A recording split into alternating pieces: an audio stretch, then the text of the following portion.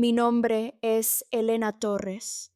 Tengo 35 años y mi vida era un edificio sólido, construido con leyes, números y sobre todo confianza. Yo era una inspectora financiera en la Agencia Tributaria de Madrid. Mi trabajo no era solo encontrar dinero. Mi trabajo era encontrar la verdad que el dinero intentaba esconder. Justo ahora, la sala de reuniones olía a café amargo y tensión, la clase de tensión que solo un fraude de 300 millones de euros puede crear. Estábamos discutiendo el caso Prometeo, un laberinto de evasión fiscal a través de Luxemburgo. Yo era la única que insistía en que la ruta del dinero no era un error legal, sino un acto deliberado de traición a la confianza pública. Los abogados de la defensa eran inteligentes. Yo era más tosuda. El rastro, señores, dije, golpeando un informe con el dedo, termina en una sociedad de inversión que existe solo en papel. Hay un cerebro. No es Prometeo. Es alguien más. ¿Mi jefe? Ricardo, un hombre con más canas que paciencia, me miró. Sabía que cuando yo me fijaba en algo, no me detenía. Terminamos la reunión. Salí con la adrenalina de la casa. Me sentía viva, necesaria. Esa necesidad se transformaba en paz cuando cruzaba la puerta de mi casa. Nuestro apartamento en el barrio de Salamanca era luminoso y ordenado, el reflejo de la vida que Daniel y yo habíamos construido.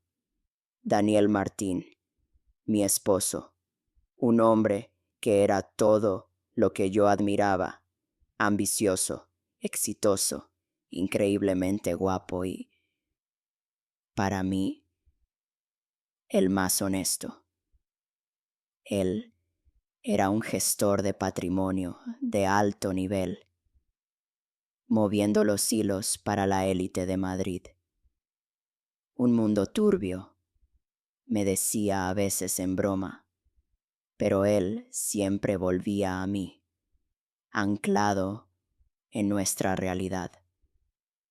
Nos conocimos en la universidad, dos almas gemelas con un amor por la lógica y el orden.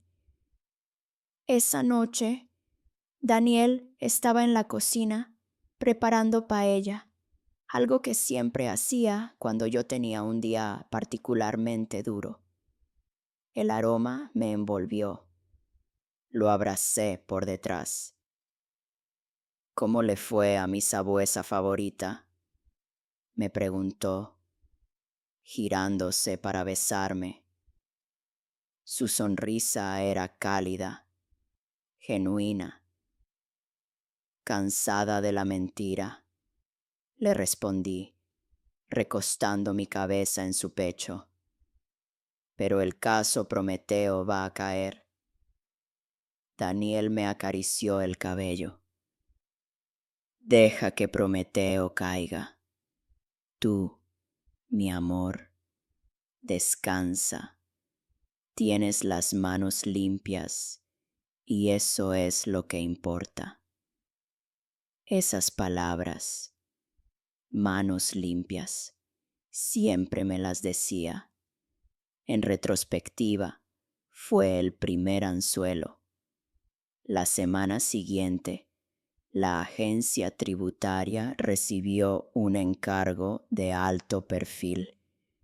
Se trataba de una investigación de blanqueo de dinero a nivel global, con epicentro en la capital española. Un sistema que utilizaba pequeñas transacciones y sociedades paya a través de varios paraísos fiscales. El volumen del dinero movido era aterrador, superando al caso Prometeo por 10. Ricardo me llamó a su oficina. Elena, dijo, con un tono de seriedad que me heló la sangre. Este caso no es solo evasión, es la columna vertebral de varias organizaciones criminales que operan en Europa. La presión política es inmensa. Lo quiero a cargo. Me entregó una carpeta con un código. Operación Silencio. El problema central, me explicó, era que el dinero estaba siendo limpiado por un solo individuo, un intermediario fantasma que operaba bajo una identidad digital casi indetectable. Un fantasma que movía millones como si fueran fichas de ajedrez. Me senté en mi escritorio. Abrí la carpeta. El warm open de esta historia no fue un disparo, sino una hoja de cálculo. En medio de miles de líneas de datos, un nombre en código se repetía: la loba, la loba, la loba, la loba. El lobo que se disfraza de oveja, pensé. Empecé a sentir la emoción fría de la casa. Daniel estaba inmerso en su propio trabajo. Un gran acuerdo, me dijo. Cliente muy importante de Sudamérica. Necesitaba viajar a Zúrich de improviso. Solo 3 días, mi amor, me dijo, haciendo el equipaje a toda prisa. Me sentía un poco molesta. Eran nuestros fines de semana, nuestros momentos para respirar. ¿Por qué tan rápido?, le pregunté, sentada al borde de la cama, viendo cómo doblaba sus camisas de marca. Es urgente, Elena. Un cliente ruso que me pide asistencia en una reestructuración de activos. Ya sabes cómo son. Quieren todo para ayer. Asentí, forzando una sonrisa. Nunca había dudado de él. Nunca. Daniel no era solo mi esposo. Era mi mejor amigo, mi socio. Él me había enseñado la importancia de la discreción en los negocios. La discreción es el oro de nuestro mundo, Elena, me había dicho una vez. Lo que no se dice, no existe. Me dio un beso fugaz y se fue, la maleta con ruedas rodando silenciosamente por nuestro suelo de madera. Me quedé sola. La casa se sintió inmensamente vacía. La soledad me empujó de nuevo a la operación Silencio. La loba. Enfocada en mi tarea, pasé las siguientes 48 horas sumergida en el flujo de dinero. Noté algo extraño. Un patrón en las transferencias que salían de una cuenta en las Islas Caimán, propiedad de la loba, coincidía en tiempos y montos con movimientos a una corporación fantasma con sede en Holanda. Era un juego de espejos, pero los reflejos eran imperfectos. Al rastrear los timings con mi equipo, encontramos un pequeño error humano, un retraso de segundos en la implementación de un nuevo protocolo de seguridad en uno de los bancos intermediarios. Ese error nos permitió un solo vistazo a la dirección IP de origen de una de las órdenes de transferencia más grandes. El rastro fue corto y rápido, VPN, proxy y luego por un milisegundo, antes de que se desconectara, la dirección IP real. Mi corazón comenzó a latir con fuerza contra mis costillas. Era un número largo y frío que no me decía nada. Sin embargo, mi instinto de sabuesa me obligó a actuar sola. No se lo conté a Ricardo. Necesitaba verificar. Si me equivocaba, no quería que la agencia tributaria perdiera tiempo. Si tenía razón, la posibilidad era demasiado grande para no intentarlo. Usé mi acceso de nivel 3. Es ilegal, lo sé, pero estaba sola en la oficina con la adrenalina del caso. Cruzar el límite para verificar un dato, pensaba, no es corrupción, es eficiencia. Introduje el número IP en la base de datos de infraestructura de red de Madrid. La búsqueda tomó un minuto que sentí como una eternidad bajo el zumbido de las computadoras. Finalmente, la pantalla mostró los resultados. El propietario de esa dirección IP, la dirección que por un instante había ordenado un blanqueo de capitales de 1 millón de euros, correspondía a una red corporativa privada, una red de fibra óptica dedicada a un solo edificio de oficinas en el corazón financiero de la ciudad, en la Castellana. Un rascacielos de cristal y acero. Sentí un escalofrío que no tenía nada que ver con el aire acondicionado de la oficina. Revisé el nombre de la empresa que ocupaba la planta principal. Mis ojos recorrieron las letras frías. Martín y Asociados. La compañía de mi esposo. El nombre se quedó grabado en la pantalla como una sentencia. Martín y Asociados. Sentí que el suelo se movía bajo mis pies. La oficina se había vuelto silenciosa, opresiva. Era imposible. Daniel no podía estar conectado con esto. Era un hombre de negocios, sí, pero con ética. Había bromeado sobre la turbidez de su mundo, pero yo siempre creí en su integridad. La coincidencia era seguramente una coincidencia. Tal vez un cliente de Daniel había usado su red Wi-Fi antes de que el VPN se activara. Una explicación lógica, aunque forzada. Cerré la pantalla, mi corazón golpeando con una intensidad dolorosa. No podía respirar. Me levanté y caminé hacia la ventana mirando las luces nocturnas de Madrid. Prometí que investigaría a fondo antes de decir una palabra. No a Daniel, no a Ricardo. Al día siguiente Daniel regresó de Zúrich. Parecía más cansado de lo habitual, pero igual de charmante. Me trajo un pequeño regalo, un brazalete sencillo de oro blanco, y me besó con una pasión que me pareció ensayada. Me contó los detalles de su viaje: el frío, el cliente ruso exigente, el hotel de lujo.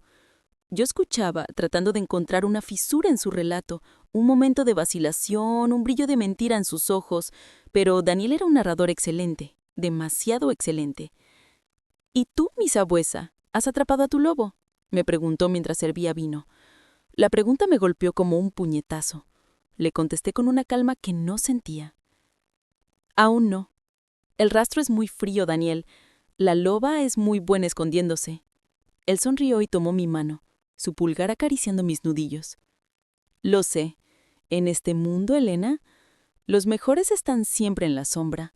Los que brillan son solo las marionetas. Su voz era relajada, pero la frase resonó en mi cabeza. Los mejores están en la sombra. ¿Estaba él en la sombra? Decidí ir a la fuente, a la oficina de Daniel. Le dije que iría a su oficina un sábado por la mañana para dejar unos documentos que había olvidado en casa. Era una mentira torpe, pero él no dudó. Claro, mi amor, la puerta estará abierta. Te veo en la noche. Su oficina era impresionante. Vistas panorámicas de Madrid, mesas de caoba, arte moderno en las paredes. Era el trono de un hombre poderoso. Me senté en su silla de cuero, sintiendo el escalofrío del poder. Mi objetivo era claro: buscar cualquier rastro físico que pudiera vincular a Daniel con la Operación Silencio o el nombre La Loba. Revisé su escritorio, sus cajones. Todo estaba inmaculado, perfecto, organizado. Demasiado organizado incluso para él. No había notas, ni claves, ni nada. Solo papeles de trabajo legítimos. Pero luego recordé algo. Unos meses atrás le regalé un pequeño pendrive USB blanco. Era un detalle cursi con un grabado láser que decía Elena en letra cursiva. Le dije que era para que guardara nuestros pequeños secretos, las fotos de un viaje, quizás. Él se rió, me agradeció y dijo que lo usaría para el trabajo más importante que tuviera. Era un seed, una semilla que él me había dado. Busqué en su estuche de dispositivos, entre cables y adaptadores. No estaba el pendrive de Elena. Sentí una pequeña punzada de decepción. Probablemente lo había perdido o lo estaba usando en Zúrich. Regresé a mi oficina con una sensación de fracaso. Era hora de usar la artillería pesada.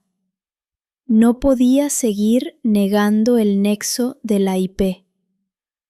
Necesitaba acceso a las cuentas. Usé el código La Loba como palabra clave de búsqueda en una base de datos global de empresas fantasma.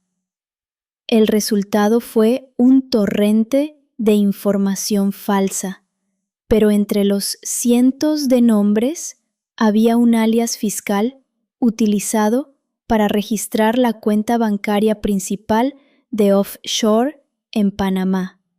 El alias era el Lince, y lo usaron para firmar la apertura de la cuenta. LT, el lince, la loba, el lobo, el lince, animales. Era una firma digital, una clave de cifrado que se utilizaba para las comunicaciones internas. La firma digital me dio acceso a una dirección de correo electrónico específica para las comunicaciones. Y ahí es donde la pared se rompió. La dirección de correo electrónico era daniel.elena.tomadrid@mailsecure.com. Recuerdo esa dirección. Yo la creé un fin de semana en Segovia, cuando éramos jóvenes y cursis. Queríamos tener un correo secreto para nuestras cartas de amor. La contraseña era el cumpleaños de mi madre, un dato que solo Daniel y yo compartíamos, porque él la había ayudado en una emergencia médica ese mismo día. Mis manos temblaron al escribirla. Entré, y el mundo colapsó. La bandeja de entrada contenía cientos de correos cifrados, todos relacionados con la Operación Silencio, transferencias, informes y, lo más importante, la planificación detallada de cómo mover el dinero sin dejar rastro para las autoridades fiscales. El remitente y destinatario principal de todos los mensajes era un solo nombre: Daniel Martín. Me eché hacia atrás en mi silla, sintiendo náuseas. No era coincidencia. No era un cliente usando su red. Era Daniel. Mi Daniel. La persona que dormía a mi lado. La persona que me daba su apoyo. La persona que me decía que mis manos estaban limpias. Él era el cerebro detrás de la red de blanqueo de capitales que la agencia tributaria estaba desesperada por desmantelar. Él era la loba, y él estaba usando nuestra historia, nuestros secretos, nuestra dirección de correo cursi como camuflaje. El desprecio que sentí por él fue tan grande que eclipsó el dolor. Pero el peor golpe aún estaba por llegar.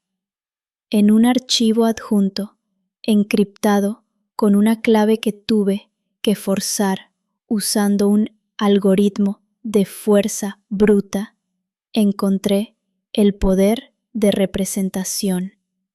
Era un documento que legalmente designaba a la persona que tenía control total sobre la cuenta principal en Panamá. Y esa persona no era un alias. Era mi nombre, Elena Torres, inspector principal de la Agencia tributaria de España. Habían falsificado mi firma digital. Habían utilizado mis datos personales, mi número de identificación fiscal, mi pasaporte. Daniel me había convertido en su escudo. Me había plantado en la escena del crimen. Si todo se derrumbaba, el castigo no caería sobre Daniel Martín, el gestor de patrimonio, sino sobre Elena Torres, la inspectora. Me quedé mirando mi nombre en la pantalla. Sentí un frío metálico que me recorrió el cuerpo, de la cabeza a los pies. El hombre que amaba me había traicionado de la manera más cruel y calculada. No solo me había mentido, me había preparado para ser su chivo expiatorio, su sacrificio perfecto. No podía ir a Ricardo. No podía. Si lo hacía, se confirmaría que la inspectora Torres era la culpable, o al menos la cómplice, dado que su información personal estaba ligada a la red criminal. Estaba atrapada, completamente atrapada. La única persona que podía demostrar la inocencia de Elena Torres era Elena Torres, y para ello tenía que atrapar al verdadero criminal, su propio esposo. El cazador se había convertido en la presa, y la única forma de sobrevivir era convertirse en el mejor depredador. Tenía que conseguir el archivo de la traición. La noche que Daniel volvió a casa después de la Operación Silencio, las paredes de nuestro apartamento parecían de papel de arroz, frágiles y a punto de romperse. Él estaba radiante. Me abrazó, me besó, me dijo que había cerrado un trato épico. Yo lo miraba a los ojos, mis propios ojos llenos de hielo, tratando de encontrar el monstruo que se escondía detrás de la máscara de perfección. Él era un actor consumado. Me preguntó sobre mi día. Le hablé de la Operación Silencio con una frialdad que hasta a mí me asustó. Es un laberinto, dije, pero estamos cerrando el cerco a un intermediario. Un tal lince. O loba, no estoy segura. Daniel se rió, pero su risa no llegó a sus ojos. Había una microexpresión, un parpadeo de cautela que solo la esposa de un mentiroso profesional podría notar. Ten cuidado, Elena, dijo, sirviéndose un whisky. Esa gente no juega limpio. Cuanto más alto miras, más sucio está todo. Yo asentí lentamente. Su consejo, una vez una muestra de preocupación, ahora sonaba a advertencia. Entendí el juego. Daniel no me estaba subestimando. Me estaba controlando. Me había puesto una trampa legal, la del poder de representación, y ahora estaba reforzando la barrera psicológica. La esposa confiada. Decidí que a partir de ese momento, yo también jugaría. La mejor defensa era el contraataque, y el mejor contraataque era la invisibilidad. Yo sería la esposa tonta, la inspectora despistada, la que no notaba el crimen que se tejía bajo sus sábanas. Los días siguientes fueron una obra de teatro matrimonial. Daniel me compraba flores, me invitaba a cenas caras. Yo actuaba, sonreía, pero debajo de la mesa mi mano temblaba mientras tecleaba notas mentales en mi móvil. Tenía que buscar pruebas físicas, algo que probara que él había accedido a mis documentos de identificación y había manipulado mi firma digital. Mi investigación interna en la agencia tributaria se estancó deliberadamente. Les dije a mis colegas que el rastro de la IP era un callejón sin salida, una red VPN demasiado compleja. Ricardo gruñó, pero aceptó mi juicio. La ironía de tener que sabotear mi propio caso para salvar mi vida era un peso en el estómago que me quitaba el sueño. Una mañana, mientras Daniel se duchaba, tuve una oportunidad. Había dejado su portátil de trabajo sobre la mesa. Era peligroso. Sabía que estaría protegido con cifrado de alto nivel, pero recordé algo que Daniel había mencionado una vez, un código de emergencia que usaba su empresa para sus portátiles en caso de robo. Las primeras 3 letras de la calle donde se conocieron, más los últimos 4 dígitos de su primer número de teléfono juntos. Un código sentimental y ridículo. Escribí el código y el portátil se abrió. Él me había subestimado de la manera más íntima. Encontré una carpeta llamada Inversiones rusas. Era un eufemismo. Dentro había cientos de archivos de texto y hojas de cálculo. Cada uno era un detalle de la operación Silencio. Los nombres de los clientes, las rutas de lavado, las comisiones. El nivel de detalle era espeluznante, y en la parte superior de la lista de archivos había uno llamado Archivo Matriz, Torres, Docs. Lo abrí con manos temblorosas. No era una hoja de cálculo, era un borrador de un documento legal, una coartada.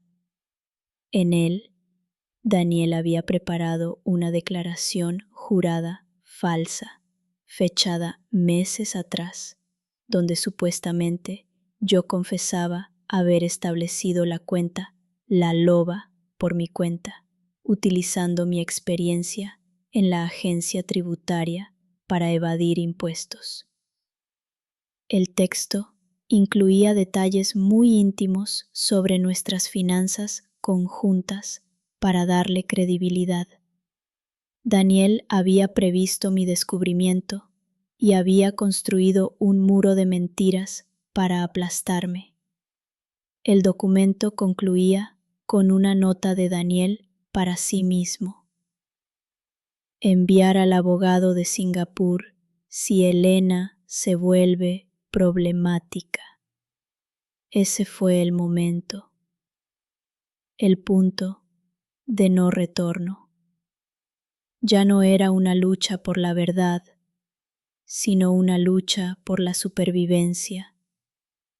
Me levanté del sofá, me dirigí al armario de la cocina y saqué una vieja caja de primeros auxilios. Dentro escondido bajo vendas y pastillas para el dolor de cabeza, guardaba un viejo móvil de prepago.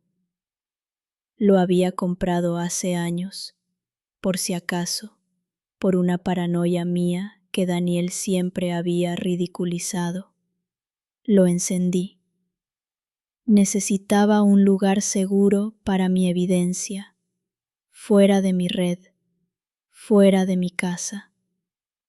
Recordé a Diego Rojas, mi antiguo colega y mejor amigo en la universidad, ahora un periodista de investigación en Barcelona, conocido por su integridad y por destapar grandes escándalos de corrupción.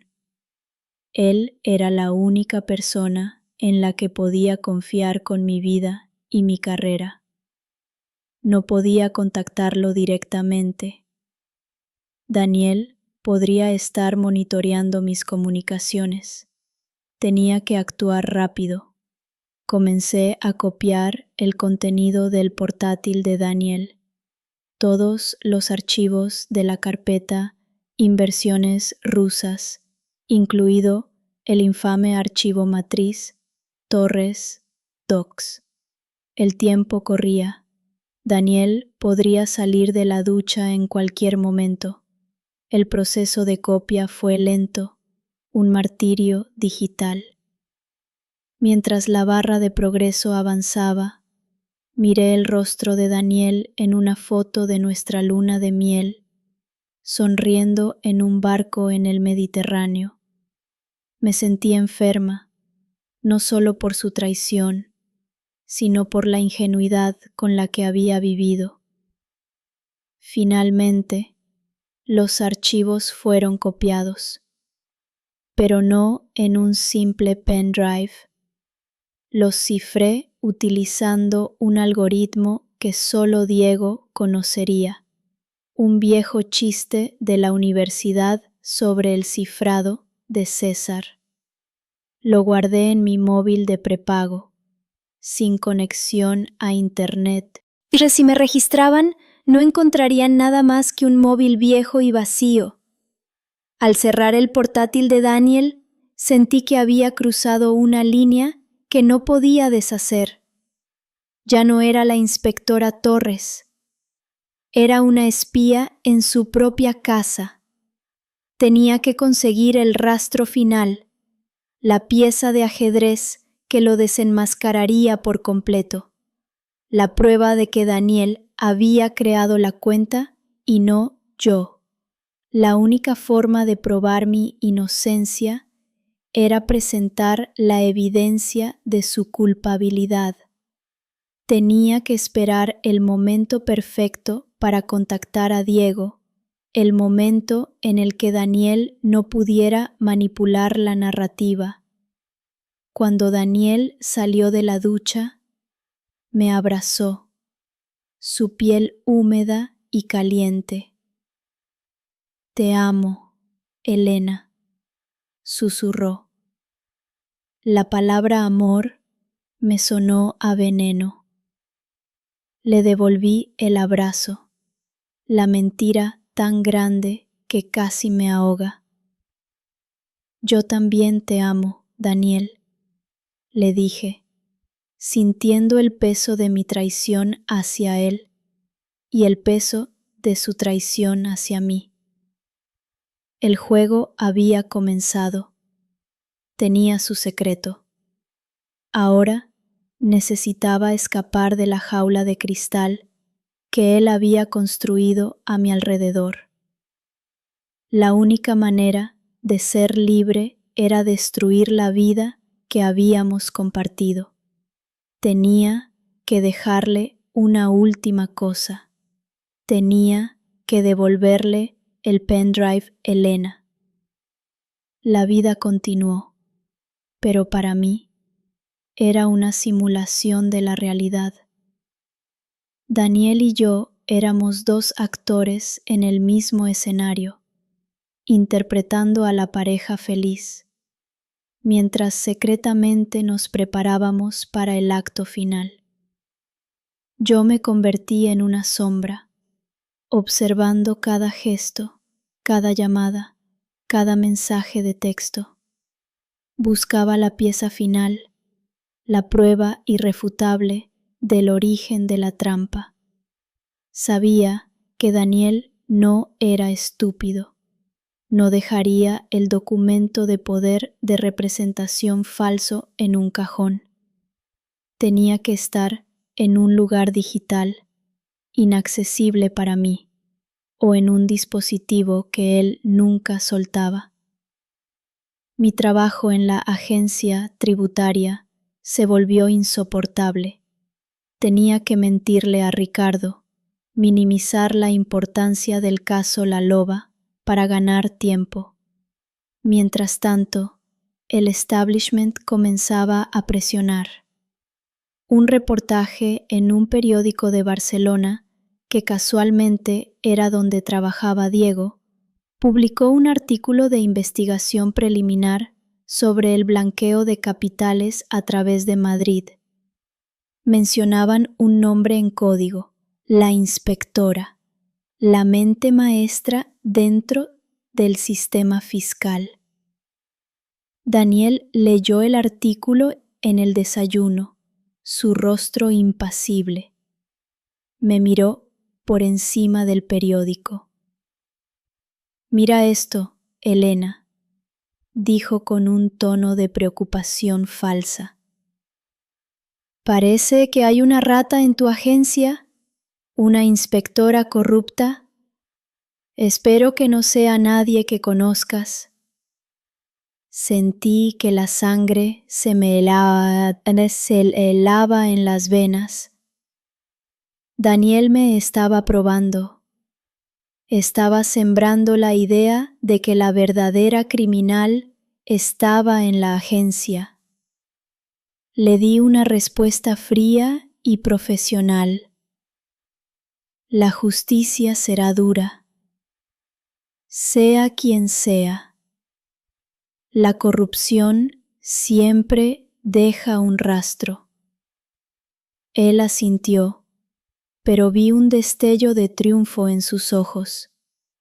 Él ya había plantado la semilla en la prensa, usando a sus contactos para desviar la atención.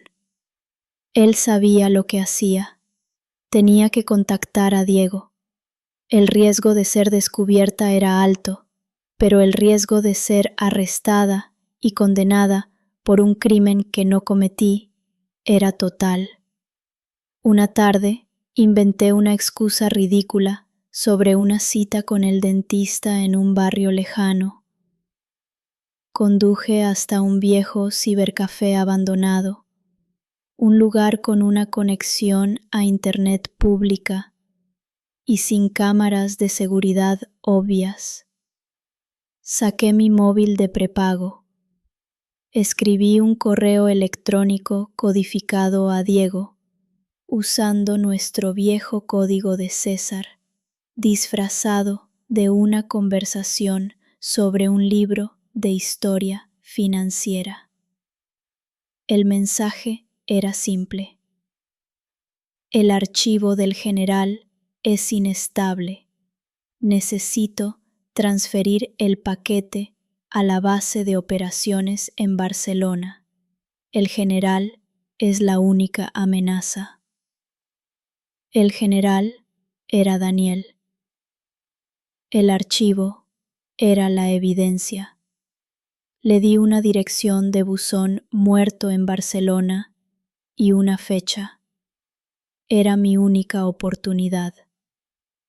Borré el correo electrónico de inmediato y tiré la tarjeta SIM a una alcantarilla. Dejé el cibercafé, sintiéndome como una criminal, aunque solo estuviera luchando por mi vida. La tensión con Daniel se intensificó.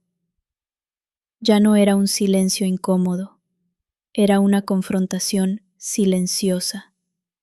Una noche, mientras estábamos en la cama, Daniel intentó tocarme.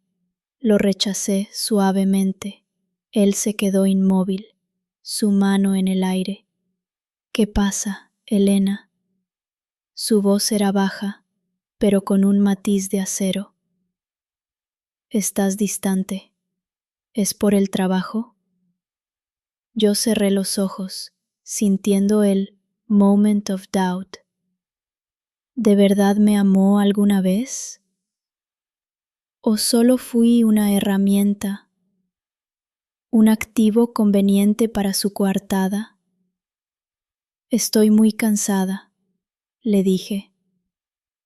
La presión en la agencia es horrible.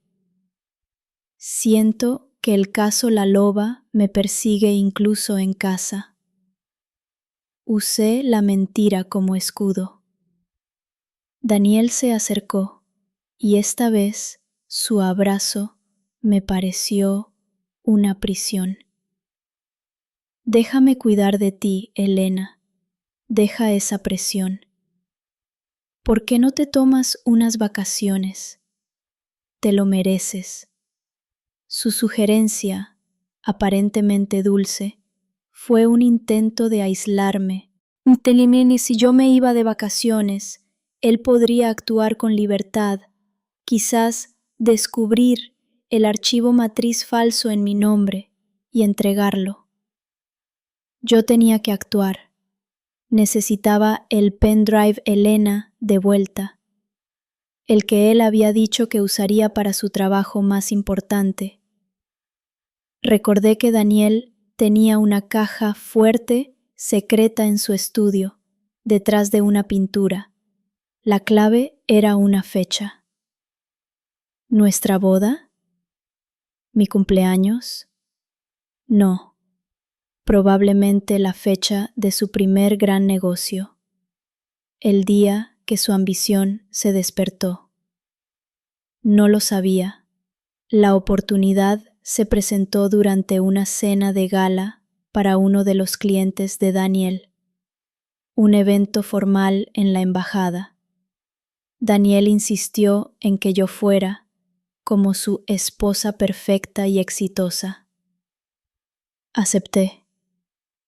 Me puse un vestido que Daniel me había regalado, el más elegante que tenía, pero debajo del vestido, escondido en el forro, llevaba un pequeño dispositivo de grabación y una herramienta de hacking para cajas fuertes que había comprado en línea de forma anónima. Llegamos a la fiesta. Daniel me presentó a todos sus colegas y clientes. Yo sonreía, pero mis ojos escaneaban la sala. Estaba buscando a alguien. En el punto culminante de la noche, mientras Daniel estaba absorto en una conversación importante con un diplomático, me disculpé y me dirigí al baño. Pero en lugar de ir al tocador, salí discretamente por una puerta lateral y pedí un taxi. Regresé a nuestro apartamento a toda velocidad. Una vez en casa, fui directamente al estudio. La caja fuerte estaba oculta.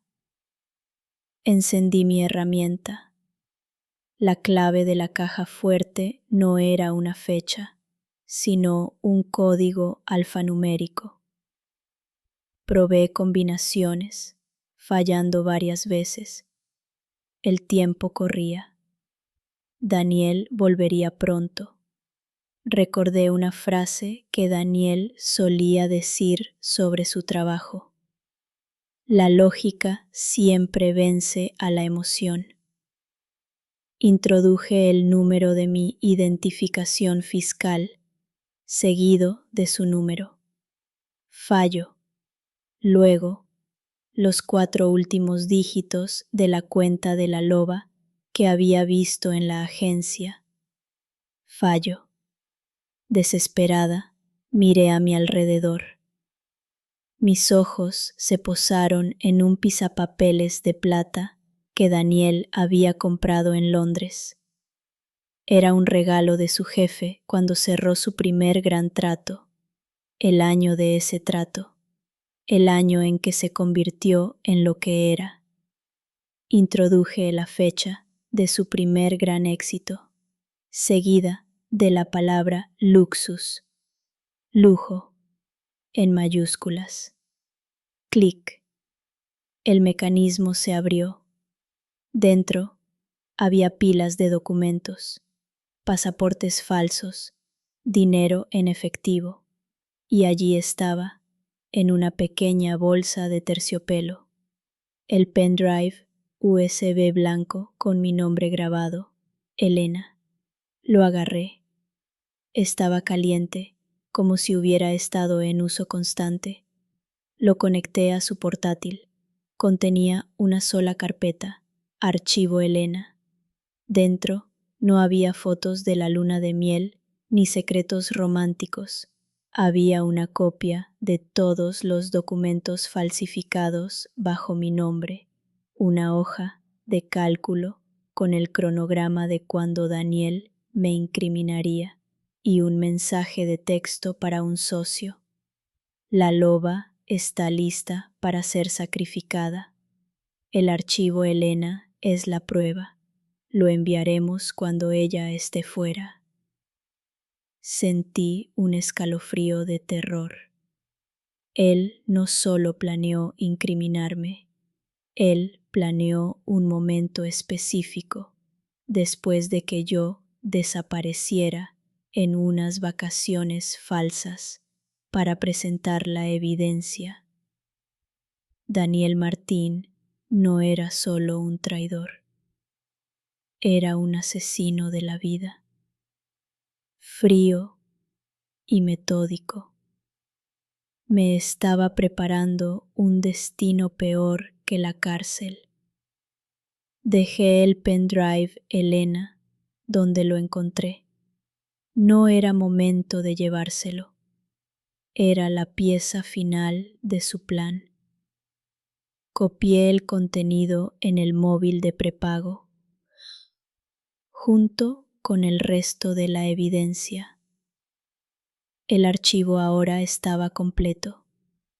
El archivo de la traición en mi poder. Tenía que volver a la embajada antes de que Daniel se diera cuenta de mi ausencia. La hora de la confrontación se acercaba. Hoy 2. Fan 2 regresé a la embajada justo a tiempo. Mi corazón latía desbocado, no por el esfuerzo físico, sino por el miedo. Daniel estaba de pie, exactamente donde lo había dejado, su conversación con el diplomático aún en curso. Me acerqué, intentando parecer relajada, pero mi cuerpo estaba tenso. Daniel me sonrió, una sonrisa ancha y superficial.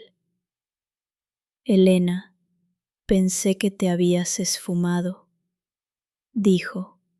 Su tono era juguetón, pero sus ojos me taladraron. ¿Había sospechado?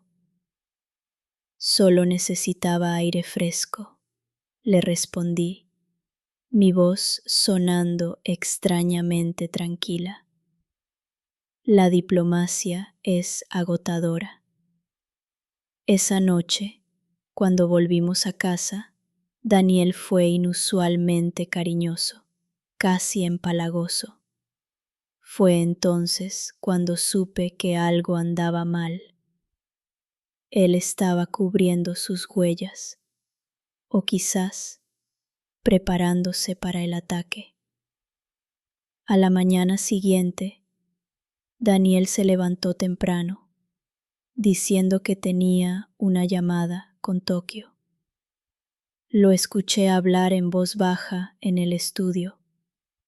Sabía que no estaba hablando de una inversión. Estaba coordinando mi caída. Pocas horas después, el teléfono de mi oficina sonó. Era Ricardo. Su voz era grave, cortante. Elena, Necesito que vengas a la oficina de inmediato. Hay algo que debes ver. Cuando llegué, la oficina no era la de siempre. Había un aire de Juan de juicio. Ricardo me esperaba con 2 agentes de la Policía Nacional. Mi mundo se detuvo. Elena, dijo Ricardo, sin mirarme a los ojos, con el tono de un verdugo. Hemos recibido una llamada anónima con información muy seria y no viene de la prensa. Me mostró un informe. Era la transcripción de una llamada a la comisaría central. En ella, una voz distorsionada acusaba a la inspectora Elena Torres de utilizar su posición para crear una red de blanqueo de capitales, citando mi supuesta depresión y mi reciente conducta errática como motivos. El informe citaba la existencia de un archivo de confesión que detallaría mi culpa. El archivo matriz, Torres.docs de su ordenador. ¿Quién hizo la llamada, Ricardo? Pregunté, sintiendo un nudo en la garganta. Él no respondió. Uno de los agentes habló. Era una voz distorsionada, señora Torres, pero la información es alarmante. Hemos encontrado una copia de su pasaporte y su firma digital vinculada a una cuenta en Panamá. Sacó una foto en blanco y negro de mi pasaporte y del documento de poder de representación que Daniel había falsificado. Mi corazón se hundió. Daniel se había adelantado. Ricardo finalmente habló, con una tristeza forzada. Elena, tu esposo me llamó anoche. Dijo que estabas pasando por un momento muy oscuro, que habías estado tomando medicamentos y que temía que estuvieras haciendo algo terrible. El golpe fue doble. Daniel me había apuñalado por la espalda y había manipulado a Ricardo con la excusa de la salud mental. La traición psicológica era aún peor que la traición financiera. No es cierto, logré decir. Mi voz temblaba. Es una trampa. Todo lo que dice ese informe es falso. Mi esposo está mintiendo. Ricardo me miró con una mezcla de lástima y sospecha. Daniel solo expresó preocupación, Elena. Pero la evidencia financiera que se nos presentó por el canal anónimo es indiscutible. La cuenta de la loba en Panamá está a tu nombre. En ese momento sentí un dolor agudo, una viquish personal de proporciones épicas. Estaba siendo destrozada por la persona que amaba. Me entregaron un aviso de suspensión inmediata y un aviso de citación para ser interrogada. Me quitaron mi placa y mi acceso a los archivos. Fui escoltada fuera del edificio que había sido mi santuario, mi templo a la justicia, como una criminal. Llegué a casa y Daniel estaba allí. sentado en el sofá, con la postura de un marido preocupado. Elena, mi amor, ¿qué ha pasado? Ricardo me llamó. Dijo que habías actuado de manera extraña. Su actuación fue impecable. Él se levantó, intentó abrazarme. Lo detuve con un movimiento brusco. Fuiste tú, Daniel, dije, mi voz apenas un susurro. Fuiste tú quien llamó a la policía. Fuiste tú quien entregó los documentos falsos.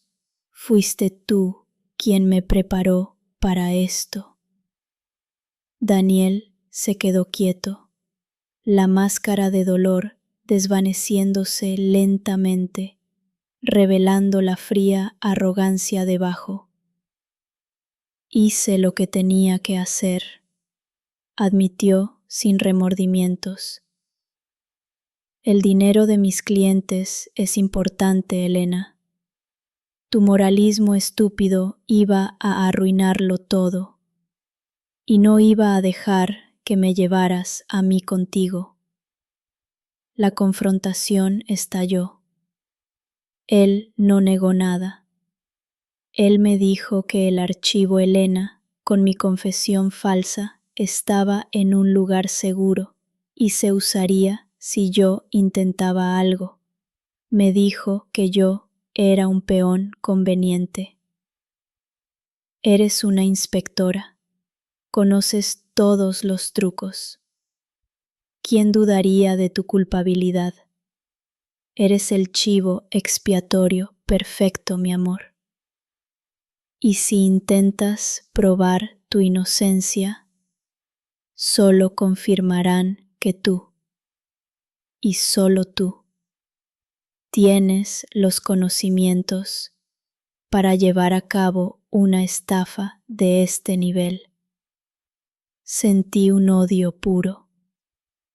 No podía creer que la persona con la que había compartido 10 años de mi vida fuera capaz de tal maldad. Pero en medio de mi dolor, mi mente de investigadora se encendió. Él había cometido un error. Había admitido el crimen y la conspiración directamente. Todo lo que dices, Daniel, dije, mi voz ahora firme y clara. Lo estoy grabando. Saqué de mi bolsillo la grabadora digital que había usado en la embajada. Daniel palideció. Se lanzó hacia mí, pero yo fui más rápida. Corrí a la cocina. Estás loca, Elena. Estás cavando tu propia tumba, gritó, siguiéndome. Yo sabía que en ese momento ya no podía confiar en mi seguridad física. Daniel era capaz de cualquier cosa. Él me había traicionado emocional y profesionalmente. No dudaría en traicionarme físicamente. Llamé a Diego, no por teléfono, sino a través de una aplicación cifrada que habíamos acordado usar si la situación se volvía crítica. Diego, soy yo. Estoy en peligro. La operación Silencio es Daniel. Necesito que vengas a Madrid ahora. La prueba está en la base de datos de correo electrónico que te envié. Busca el nombre Elena como remitente y como víctima. Le di el código de mi apartamento para que supiera que no era una broma. Mientras Daniel intentaba recuperar la grabadora, me dirigí a la puerta. Él me bloqueó. No vas a ir a ningún lado, Elena. No vas a arruinar esto. Él me sujetó del brazo con una fuerza inesperada. En ese instante, mi libertad y mi supervivencia se convirtieron en mi único motor. Lo empujé con todas mis fuerzas, el elemento sorpresa a mi favor. Corrí. Bajé las escaleras sin mirar atrás. Escuché a Daniel gritar mi nombre. Salí a la calle, bajo la lluvia fina de Madrid.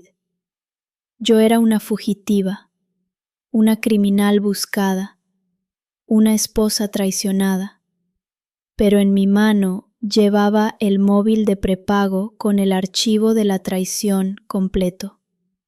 Había perdido mi carrera, mi matrimonio, mi reputación, pero había ganado algo mucho más valioso, la verdad, y ahora tenía que entregar esa verdad al mundo antes de que Daniel pudiera silenciarme para siempre.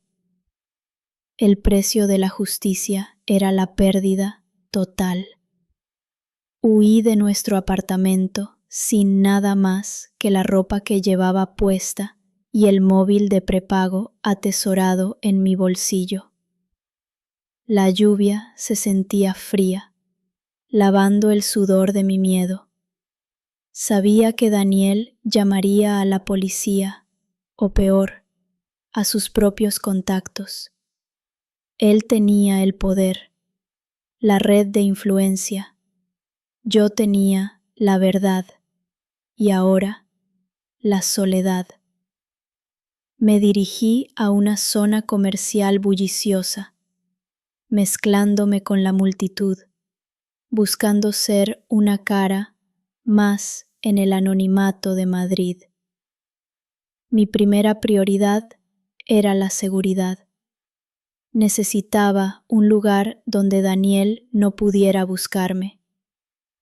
Reservé una habitación cutre en un hostal en el distrito de Malasaña, pagando en efectivo. Nadie hacía preguntas. Me senté en la cama, agotada, mirando el techo desconchado. Estaba oficialmente a la fuga, acusada de un crimen que luchaba por exponer. La ironía era un cuchillo. Me puse en contacto con Diego, mi viejo amigo periodista.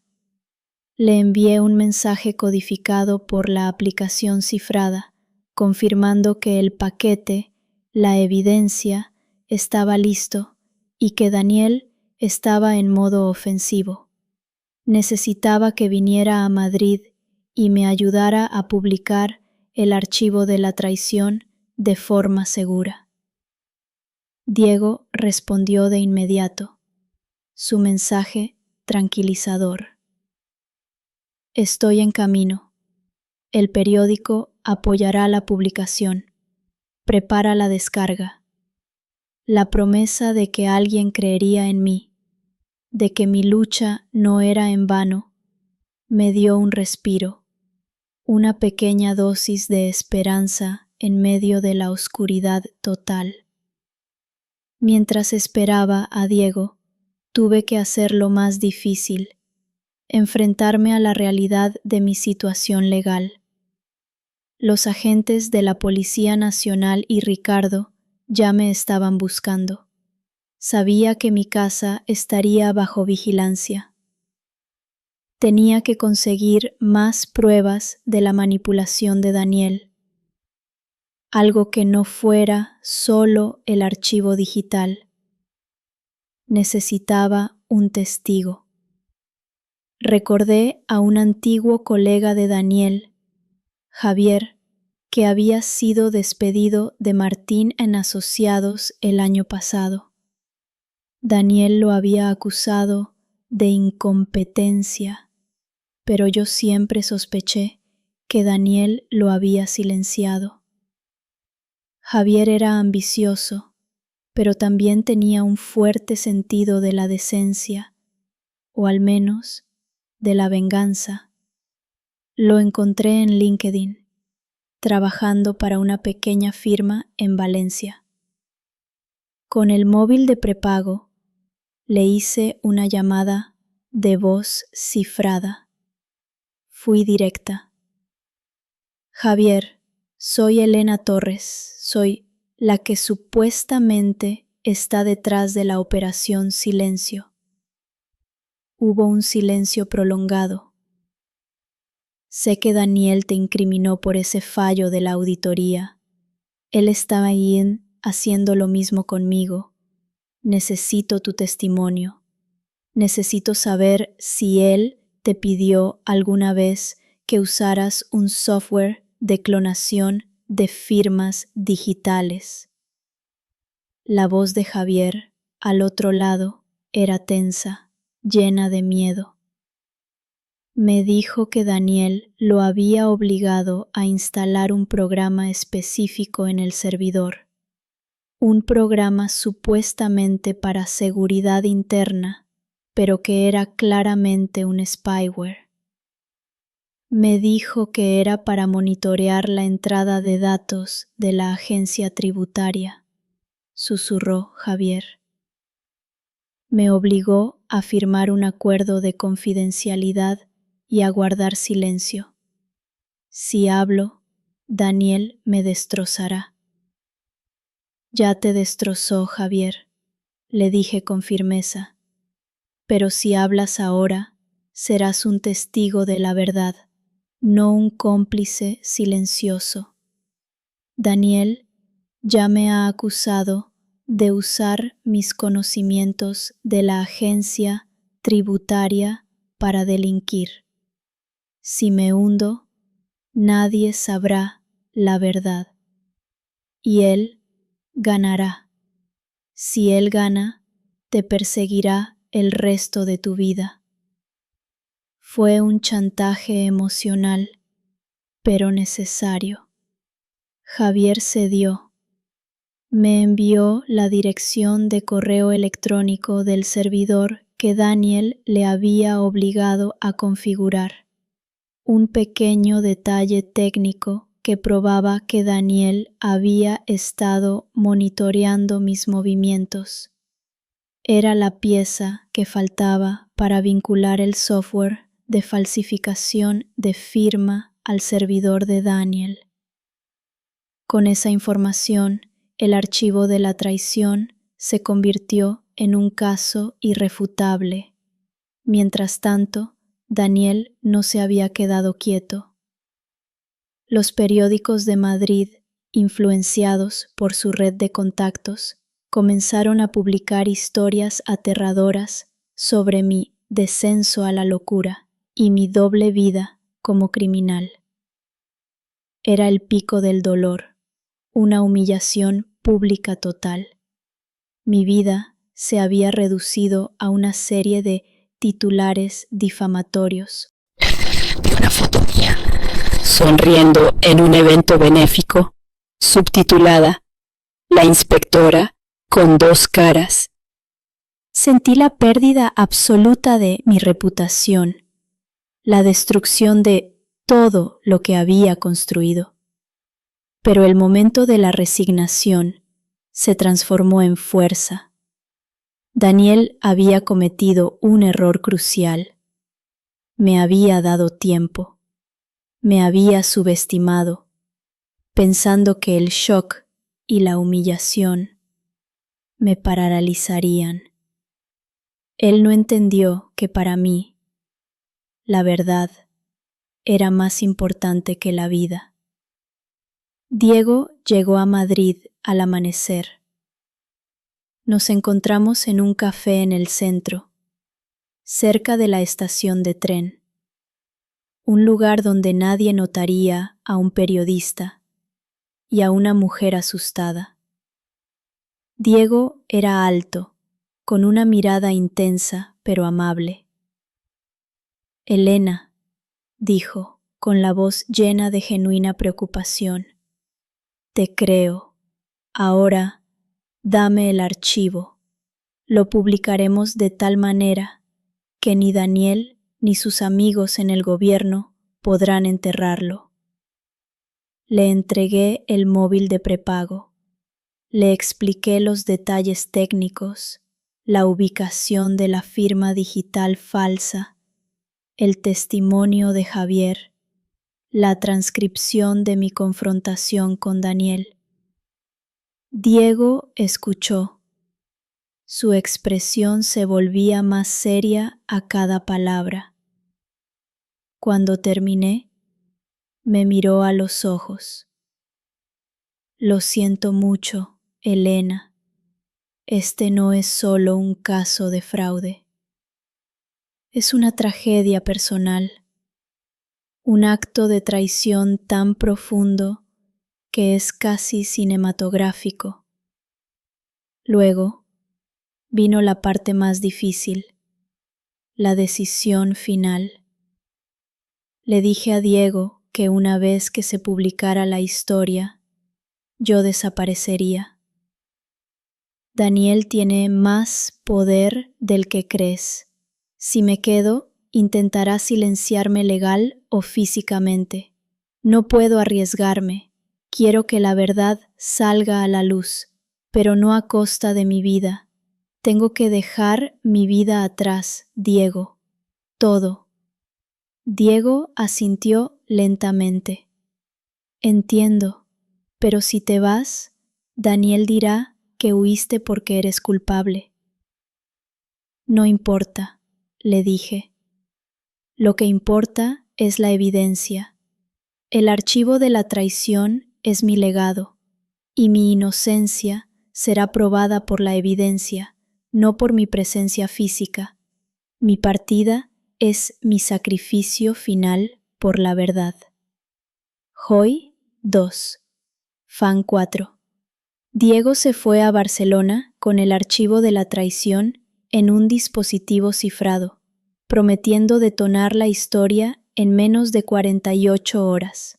Me quedé en Madrid, en el hostal, en un estado de limbo. El tiempo se había ralentizado. Sabía que esta era mi última noche en la ciudad que había sido mi hogar, mi fortaleza y finalmente mi prisión. En la televisión del hostal vi un breve reportaje. El fiscal jefe de Madrid había emitido una orden de búsqueda y captura contra mí. Mi foto, la foto oficial de la agencia tributaria, se mostraba en la pantalla. Estaba oficialmente marcada. Sentí un miedo paralizante, pero también una extraña calma. El peor de los escenarios se había hecho realidad y ya no tenía nada que perder. Decidí hacer una última visita. Un adiós silencioso. Fui a nuestro apartamento. Sabía que era una locura, un riesgo monumental, pero necesitaba el cierre. Esperé hasta las 2 de la mañana, cuando la vigilancia sería menos atenta. Salté la cerca trasera y entré por la puerta de servicio, que Daniel a menudo dejaba sin llave, confiando en el sofisticado sistema de seguridad interno. La casa estaba oscura y silenciosa. Olía al perfume caro de Daniel y a mi propio miedo. Fui directamente al estudio. Daniel estaba allí, durmiendo en el sofá, agotado por el estrés de mantener su fachada. Tenía el portátil de trabajo en la mesita, abierto, y sobre la pila de documentos vi algo que me heló la sangre. El pequeño USB blanco con mi nombre, Elena, no estaba en la caja fuerte, estaba conectado al portátil, y el nombre del archivo en la pantalla era Declaración de culpabilidad, FNAL. Me acerqué sigilosamente. Daniel respiraba profundamente. Lentamente saqué el USB. Mi mano rozó su cabello. Sentí una oleada de asco mezclado con una punzada de la vieja ternura. El USB era la prueba definitiva. Lo copié al móvil de prepago.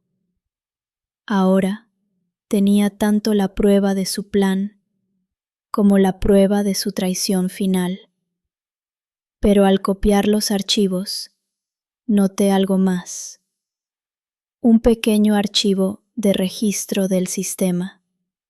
Un log que registraba todas las veces que Daniel había conectado ese USB a su portátil y cada vez que lo había utilizado para acceder a mis archivos de identificación fiscal en nuestro ordenador compartido. El registro de fechas y horas coincidía con los movimientos de la loba. Daniel había dejado un rastro digital inconsciente de su culpa. De repente, Daniel se despertó.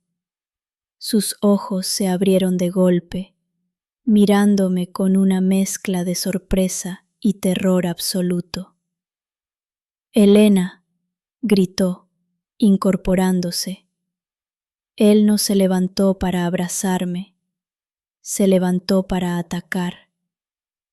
«Lo tengo todo, Daniel», dije, sosteniendo el móvil en alto. «Tengo tu archivo de la traición. Sé lo que hiciste con Javier. Sé lo que planeabas hacer con el USB». Daniel se lanzó contra mí, intentando arrebatarme el móvil. Lo esquivé y corrí hacia la puerta. Pero él era más rápido, impulsado por el miedo de la ruina.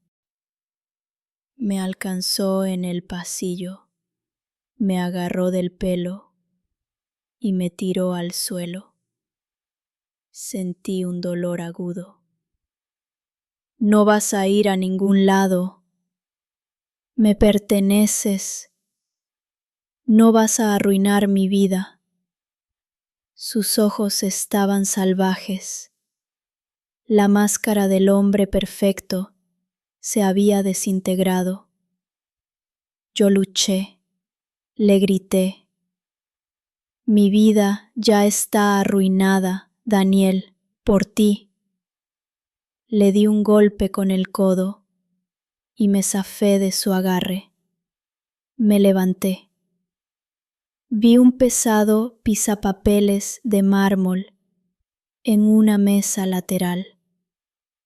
Lo agarré, no para golpearlo, sino para usarlo como amenaza. «No te acerques, Daniel», le advertí. «Si me tocas, la policía ya sabe dónde buscarte».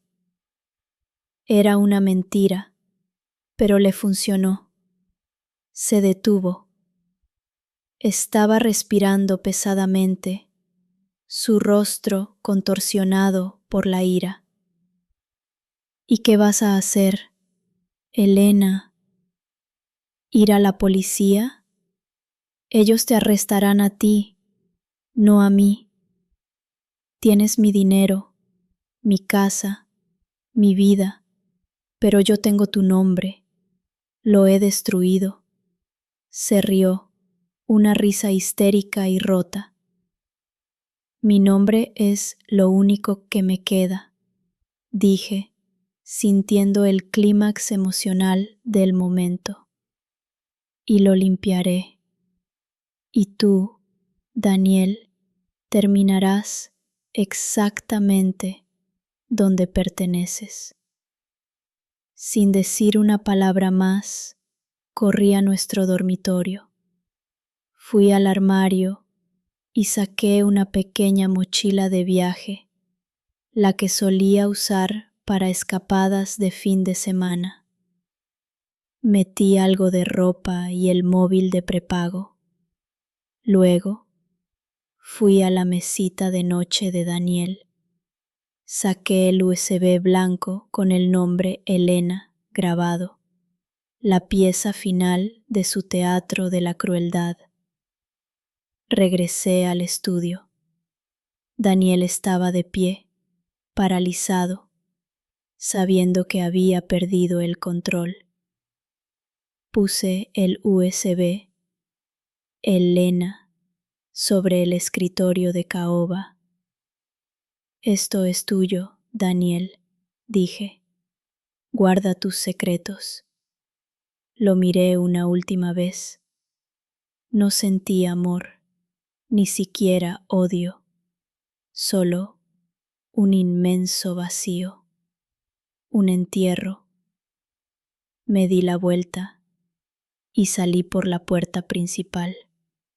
Escuché un grito ahogado detrás de mí. La rabia pura de un hombre que ve cómo su imperio se derrumba. Yo no respondí. Corrí hacia la estación de tren de Chamartín. Compré un billete de primera hora hacia Irún, la frontera con Francia, pagando con el poco efectivo que me quedaba.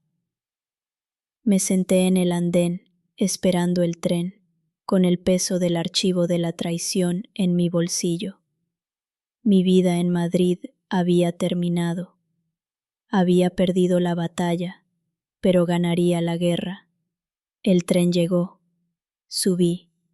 Miré por la ventana mientras el tren se alejaba de la ciudad que me había visto nacer y que ahora me expulsaba. Lágrimas silenciosas corrieron por mis mejillas. No eran lágrimas de pena, sino de liberación y sacrificio. Sabía que al amanecer el periódico de Diego saldría a la calle y el mundo conocería la verdad. Yo, Elena Torres, la inspectora, la fugitiva, la víctima, finalmente había entregado la justicia. Había perdido mi vida, pero recuperado mi alma. Shin sak nhan đã hoàn thành hội hại. Fan bon với word count bán 50 từ. Tổng số từ của hội hại là 120 từ. Kết thúc hội hại. Hồi 3. Fan 1. El tren se movía hacia el norte, alejándome de la vida que había conocido. El sol de la mañana aún no había aparecido, pero el cielo se estaba volviendo de un azul pálido, prometedor. Yo estaba en un asiento de esquina, acurrucada, mirando mi reflejo en el cristal. No me reconocía. La Elena que miraba era una sombra, pero una sombra con un propósito definido. Ya no era la inspectora ni la esposa, era la mensajera de la verdad. A las 7 de la mañana, cuando el tren se detuvo en una pequeña estación de provincias, mi viejo móvil de prepago, ahora conectado a una red Wi-Fi anónima, vibró. Era un mensaje cifrado de Diego. Era una sola palabra. Publicado. Sentí un escalofrío que me recorrió de la cabeza hasta los pies. El momento de la detonación había llegado. Con manos temblorosas, abrí el navegador y navegué a la web del periódico de Diego. El titular ocupaba toda la portada digital, en letras rojas y grandes. El archivo de la traición. El marido perfecto de Madrid. Cerebro del mayor caso de blanqueo. culpabiliza a su esposa inspectora. El artículo era brutalmente honesto. Contenía la cronología completa de la Operación Silencio, el uso de la identidad de Elena Torres como chivo expiatorio, la dirección de correo secreta, el testimonio clave de Javier y, lo más importante, la transcripción de la confrontación grabada donde Daniel admitía el plan. Diego había hecho un trabajo maestro, presentando el caso no solo como un fraude, sino como una profunda traición personal. El artículo citaba a fuentes de la agencia tributaria que habían trabajado con la inspectora Torres, confirmando que ella era la que había inicialmente alertado sobre la red, desacreditando la narrativa de la inspectora con dos caras. La defensa de Daniel se estaba desmoronando antes de que tuviera tiempo de construirla. A las 8 de la mañana, mientras el tren cruzaba el Campo Vasco, vi que los canales de noticias de televisión interrumpían sus programas matutinos para informar sobre el escándalo. Se mostraban una foto de Daniel, sonriendo, junto a una foto de la caja fuerte abierta en nuestro apartamento, una foto que Diego había conseguido de Javier. La noticia ya no era sobre la inspectora fugitiva, sino sobre Daniel Martín, el marido perfecto y el maestro manipulador, Sudat Daduk Foibay. Mi siguiente paso era crucial. Había enviado el archivo de la traición a Diego, pero ahora necesitaba presentar la evidencia directamente a las autoridades federales, fuera de la influencia de los contactos de Daniel en Madrid. Mi destino final era la frontera, pero primero una parada. En San Sebastián bajé del tren. Hice una llamada a un contacto de confianza en la Fiscalía General del Estado en Bilbao. Una mujer de ética impecable, la doctora Carmen Ruiz, que conocía la reputación de Ricardo y desconfiaba del manejo del caso en Madrid. Fui honesta. Le dije que yo era Elena Torres, la fugitiva. Le dije que tenía el archivo Elena y la prueba de la manipulación. La doctora Ruiz me pidió que fuera a un lugar seguro en Bilbao. Le di el punto de encuentro, una iglesia antigua y discreta. Fui allí, con la mochila y el móvil, sintiendo el peso de la ley en cada paso, pero también là thay đổi trong tôi. Tôi không còn sợ hãi. Tôi đã sẵn sàng đối mặt với hậu quả, miễn là Daniel phải chịu trách nhiệm.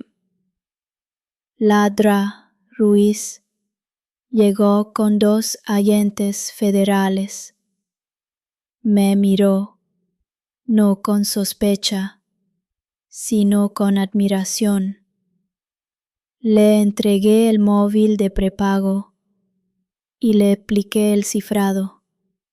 Le entregué el USB, Elena, explicándole que contenía la copia de seguridad de la conspiración de Daniel. El USB no es solo una prueba de su crimen, doctora Ruiz, dije, mi voz estable, es la prueba de su donko, de su tincac. Él siempre tuvo la intención de traicionarme. Mientras los agentes revisaban la evidencia, la doctora Ruiz me habló con calma. El caso contra Daniel Martín es sólido, Elena. Con este archivo, la Fiscalía puede actuar de inmediato. El informe de Diego ha creado un tsunami de atención pública que incluso sus contactos no pueden detener. Ella me informó que Ricardo ya estaba siendo investigado por obstrucción a la justicia y por aceptar la narrativa falsa de Daniel. El han llevado dap dangbat do. Luego vino la parte difícil. Elena, dijo la Dra. Ruiz, tu nombre será limpiado, pero fuiste acusada formalmente. Tendrás que rendir cuentas. Asentí. Había aceptado la pérdida. Lo sé, Dra. Ruiz, pero antes de eso, necesito desaparecer por la seguridad de mi vida y por la integridad del caso. Daniel tiene que creer que estoy fuera de su alcance. La doctora Ruiz me miró. No me prometió nada, pero me dio una hora. Una hora para que yo saliera de España antes de que se emitiera la orden de Min Oan Chotoy. Ella me dio una oportunidad. Sé una sombra, Elena, sé inteligente, y que sepas que has hecho un acto de servicio a este país que nadie podrá olvidar. Salí de la iglesia y me dirigí a la estación de tren internacional. Compré un billete a Biarritz, Francia. Con cada kilómetro sentía que la pesadilla se desvanecía, siendo reemplazada por un futuro incierto, pero mío. La última vez que miré mi teléfono, había un mensaje de Diego. Daniel Martín ha sido detenido en su apartamento. Estaba empacando maletas. Su máscara finalmente se ha roto. Hoy 3, Fan 2 crucé la frontera en Irún. El aire en Biarritz, Francia, era salado y libre. Por primera vez en meses no tenía que mirar por encima del hombro. Había dejado el móvil de prepago en un basurero. Quería cortar todo lazo. Mi antiguo yo había muerto en Madrid. Aquí, en la costa vasca francesa, nacería una nueva Elena. Encontré un pequeño trabajo en un pueblo pesquero, limpiando habitaciones en un hostal. Era una vida sencilla, anónima. La rutina física me ayudaba a apagar la máquina de pensar que había sido mi cerebro de inspectora. Yo era una más, una mujer con un pasado silencioso, lo cual era, paradójicamente, el mayor lujo. Seguía las noticias desde lejos, a través de periódicos franceses que citaban a la prensa española. La caída de Daniel fue total. El tsunami que Diego había provocado no se detuvo. Martín & Asociados fue clausurado. Los clientes VIP de Daniel fueron llamados a declarar. La magnitud del blanqueo de capitales era mayor de lo que inicialmente habíamos creído. La verdad que yo había liberado tenía un poder que superaba mi dolor. La doctora Ruiz, la fiscal de Bilbao, hizo un trabajo brillante. Utilizó el archivo de la traición para desmantelar toda la red, demostrando la meticulosa planificación de Daniel. En la rueda de prensa, ella Memín-Oan públicamente dijo que la inspectora Torres no era una fugitiva, sino la heroína silenciosa que había sacrificado su carrera y su vida personal para exponer el crimen. Escuché su discurso en una pequeña radio de cocina y sentí que una carga de toneladas se desprendía de mi alma. Mi nombre, mi honor, había sido restaurado. Fue el momento de la catarsis definitiva. Lloré, no por tristeza, sino por la liberación de la injusticia. Mientras yo comenzaba a coser los pedazos de mi vida, Daniel enfrentaba el colapso. Diego, mi amigo periodista, me envió un último mensaje cifrado, un resumen breve sobre la situación legal. Daniel estaba en prisión preventiva, negándose a cooperar, todavía creyendo que podría manipular el sistema. Pero el log del USB, el que registraba cuándo había accedido a mis archivos fiscales, era irrefutable.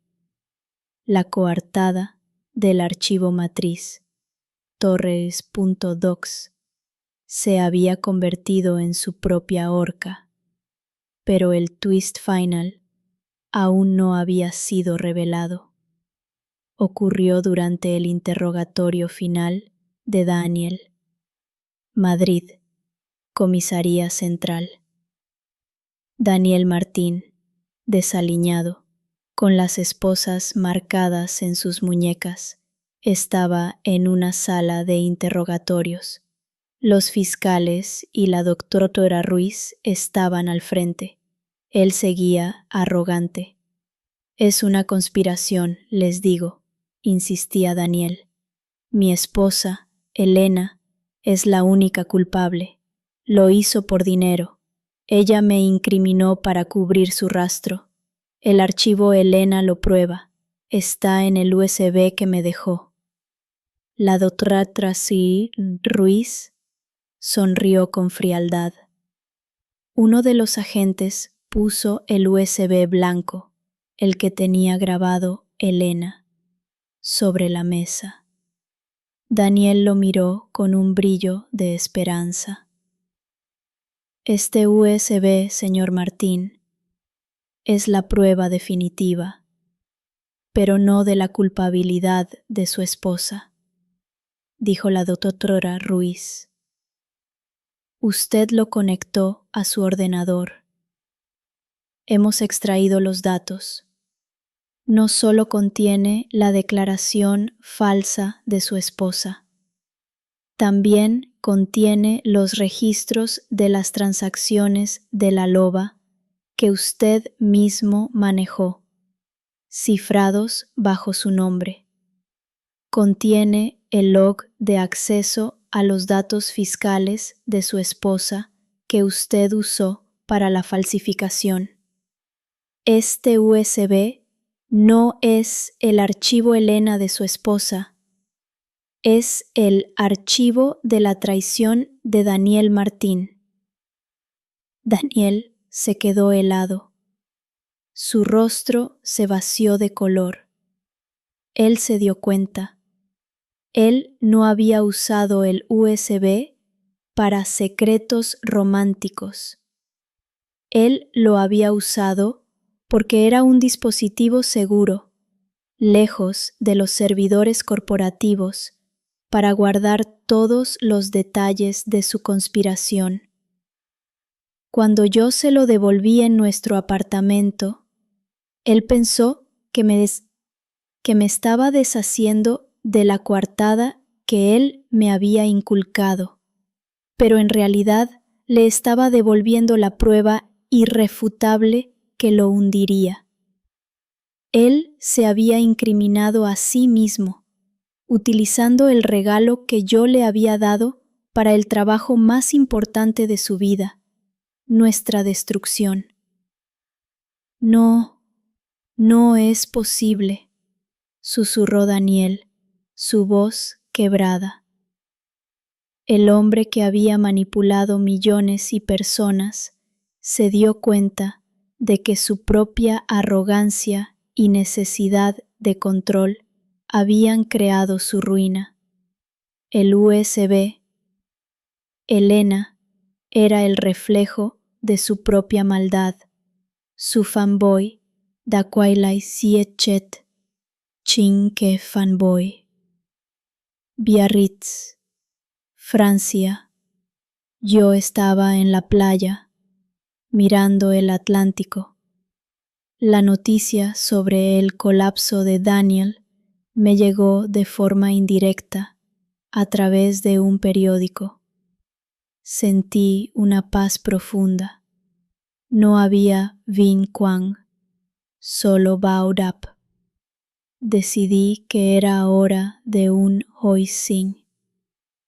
No podía seguir siendo una sombra. Necesitaba recuperar la parte de mí que Daniel había intentado matar, la inspectora, la mujer de principios. Compré una libreta y un bolígrafo. Me senté en un café tranquilo y comencé a escribir. Ya no sobre Daniel, sino sobre mí. Mi pasado, mi dolor, mi despertar. Mi objetivo era simple: convertirme en una consultora anónima, usando mi experiencia para ayudar a gobiernos extranjeros en la lucha contra el blanqueo de capitales. Una con Li Canyan, Hong Kan Zaintien. El miedo se había ido, reemplazado por la Tintan Vung Vang. Había perdido un hogar, pero había ganado el mundo. Había perdido un marido, pero había ganado Minyan Pham. Un día recibí un sobre sin remitente de España. Dentro había una pequeña tarjeta firmada por la doctora Solura Ruiz. Su registro ha sido eliminado.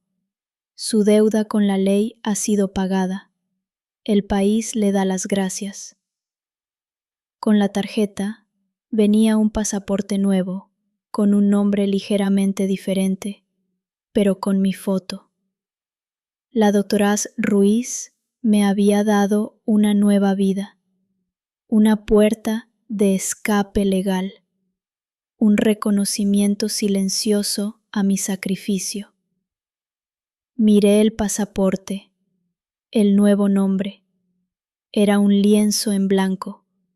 Puse el pasaporte en mi bolso. Me levanté, pagué mi café y caminé hacia la estación. Mi nuevo viaje no era de huida, sino de Coidao.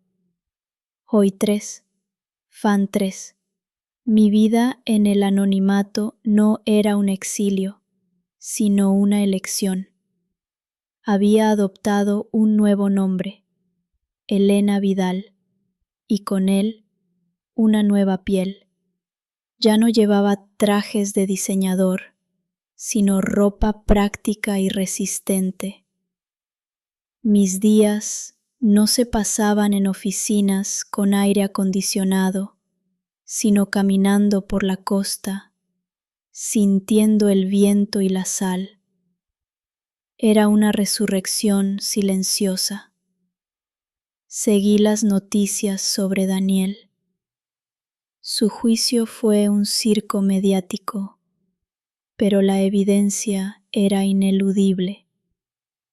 El testimonio de Javier, los registros del USB, Elena, la grabación de nuestra confrontación. Todo se unió para pintarlo como lo que era.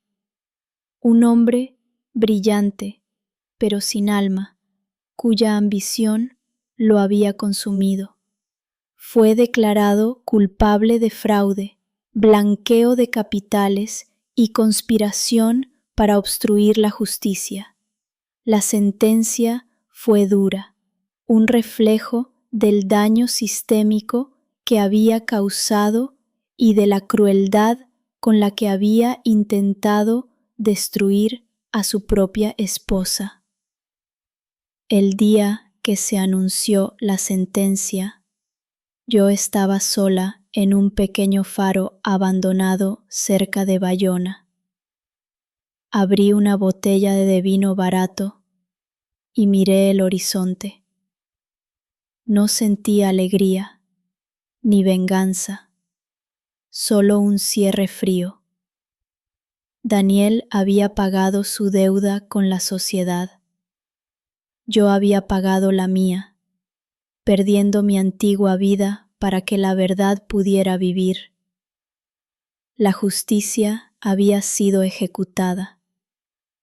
El recuerdo de nuestro apartamento en Madrid se había desvanecido, reemplazado por la imagen final, el USB blanco sobre su escritorio, el símbolo de mi traición hacia él, que era en realidad la prueba de su traición hacia mí. El archivo Elena no era un archivo de crimen, era un archivo de karma. Mi trabajo en la consultoría anónima prosperó. Desde mi humilde base en el País Vasco francés, ayudé a desenmascarar redes de fraude en América Latina y Asia. Mi nombre nunca apareció. Yo era la loba que Daniel había intentado crear, pero una loba del lado de la justicia, operando en las sombras para atrapar a los depredadores. Usaba mi conocimiento de la ley y de las artimañas financieras para asegurar que la gente como Daniel no pudiera prosperar. Era mi forma de redención. Un año después de mi partida, recibí una carta en mi nueva dirección. Estaba firmada por Diego. Era un relato simple. Él había visitado a Daniel en prisión, supuestamente para una entrevista. Daniel estaba destrozado, pero todavía aferrado a la mentira. Dijo que yo era una genio criminal, que lo había superado. Pero luego, en un momento de debilidad, Daniel se derrumbó.